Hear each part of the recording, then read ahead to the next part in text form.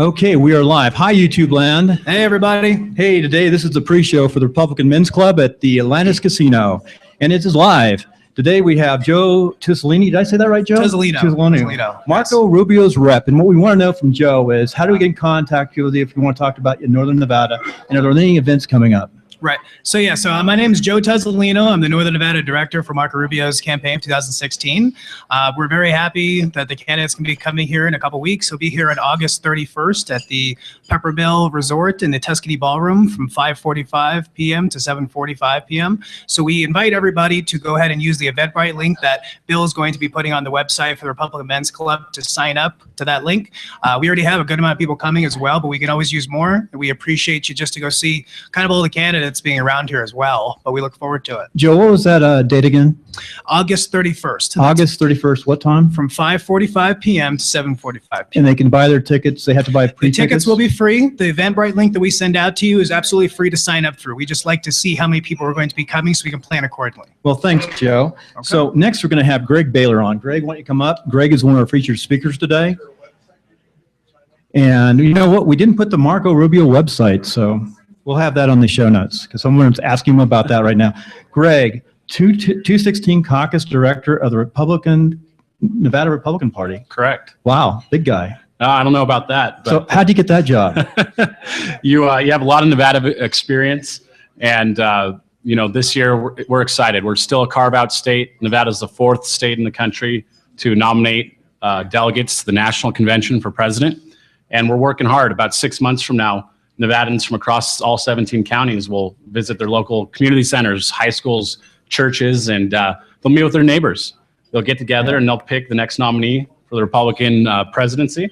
And we're looking forward to beating Hillary Clinton or whoever the Democrats put up. Very good. Hey, get an applause here. I'm a transplant from California, coming here to really enjoy myself after going back to the military. But 45 million people, I never saw a Republican, and we weren't treated well in California, but it's really nice here to see all the candidates. They all come through. It's wonderful. So what do you think, and what's the best way a Northern Republican can be active in Republican politics? Absolutely. First of all, we're seeing so much activity from our campaigns. Being an early state, more than ever before, we had candidates visit. Just this past weekend in Douglas County, Attorney General Adam Laxalt put together the Basque Festival, the Basque Fry. We had 4 candidates come out for that. In the next 2 weeks, we'll have more Republicans visiting, and even the Democrats. Hillary Clinton speaking today in Las Vegas to the AFL-CIO, and Nevada is on the map for this one. So to get involved, really the best way is to reach out to your local Republican Party Central Committee. The caucus is a project of the official Republican Party in the state. We operate the caucus under state law, and that's the real true way to be involved is through the Central Committee. The county party and the state party will be putting out more information as we get closer to February 23rd. But get on the email list and stay informed with your local representation at the county level. Well, that's very good. And I know that we need those district captains to get folks elected. Absolutely. 2,000 precincts in Nevada. We're looking for somebody in each of them. And by the way, the Republican Men's Club is a nonpartisan organization. Okay. I want to make that clear. Thank you. We're about education. So the next is Elliot Malik. Elliott Malik.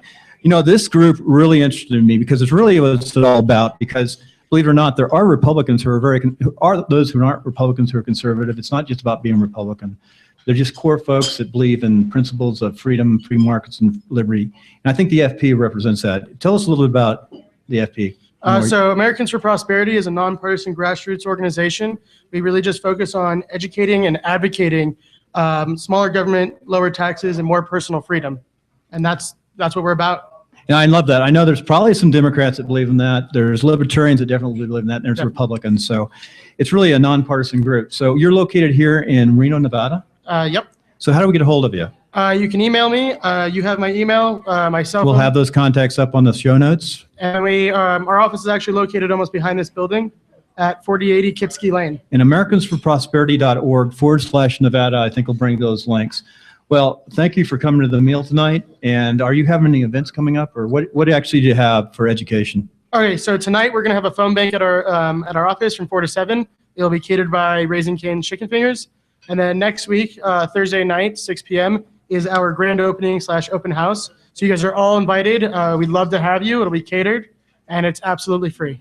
Now, our final speaker on the pre-show, before we all head off to get our lunch, Dustin Stockton, community liaison. Oh, Breitbart. Everyone has heard of Breitbart News Network.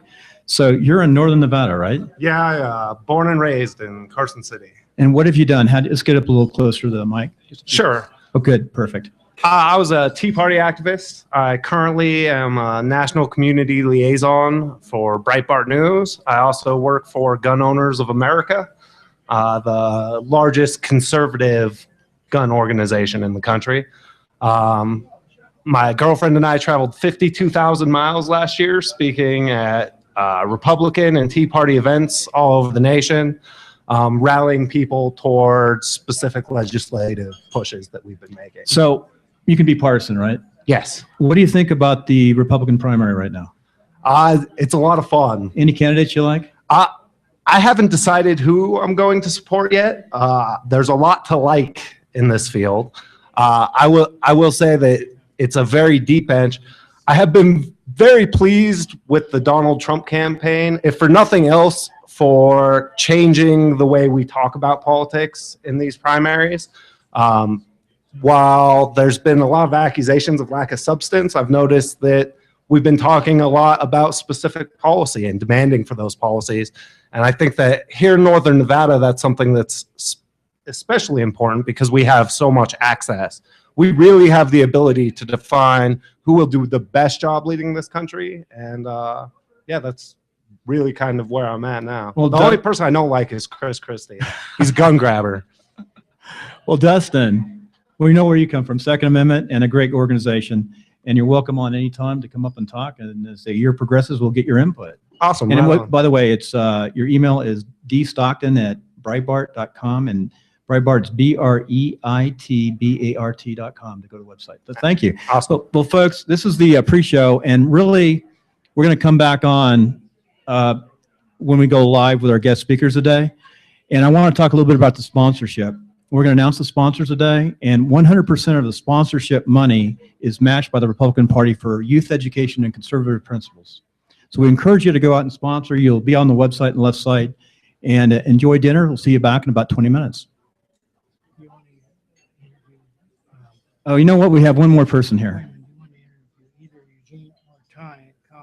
Oh, yeah, Ty Cobb can come up. Ty, you want to come up? Okay, military guy, right? Background. Right, yeah. You don't have to. That's okay. Anybody else want to talk? Right. Well, this is right. This is the president. You know, he's always hustling. He won't stop at no. What's that? What did I get to? Hi, Ty. We never met face to face. Bill Conrad. How are you doing? Now, you're a colonel. I know that. And you've done a lot of stuff in your own staff. Right. Right. Yeah. I was on Reagan's staff of the Right. National Security Council for What? 6 years. I was in 10 Special Forces in civil military operations, so helped set up the government of Afghanistan. G5, huh? Yeah. You did a great job in Afghanistan. They changed the name. It's now G9. Oh, is it? Yeah, they had 5. We have 9 levels of staff. Oh, The bureaucracy grew. I've been out for a while. So, folks, we have the privilege of having Ty Cobb. He's got a great organization here, studies research, worked on the Reagan staff, a retired colonel, correct? Right. And has done an amazing thing. What's the name of your organization here? It's called the National Security Forum. It's a nonprofit and it's open to the public. So we invite people to go to our website, www.nationalsecurityforum.org, and attend the meetings and listen to the commentaries. We just had a wonderful presentation by Professor Neil Ferguson analyzing the various explanations for the end of the war in Japan, from the dropping of the atomic bombs to the threat of Soviet invasion to the chance of a significant internal dissension because of food shortages. That was great. And the next one on September 9th will deal with international financial crises. Those are very good topics. Just watch a short flick on MacArthur and Into the War. It's a relatively new movie. I'm catching up. I was gone for 5 years overseas, so. Oh, yeah, at least- you were preoccupied. But breaking direction, 2 things I'd like to ask you about. What do you think is happening right now with national policy with ISIS? And debates between the Republicans and the Democrats? Right now, ISIS is spreading. It's a vicious organization. It has proclaimed the establishment of a caliphate and eventually the overthrow of most of what we would call Western democracy, raping children who are not considered believers, the Yazidis, the Kurds, horrible organization. I think we've been disappointed on the lack of resolve of our friends in the region to stand up and attack ISIS so that we would have viable partners to support.